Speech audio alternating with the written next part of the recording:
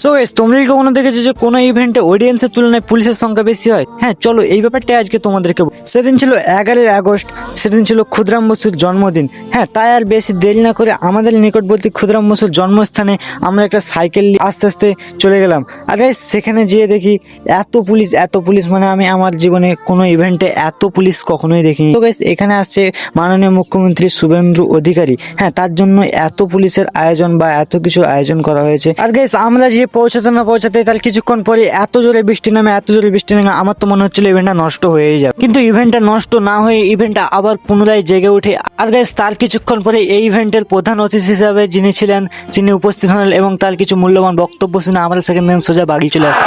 भारत माता की वीर विप्लवी ক্ষুদিরাম বসু লৌহ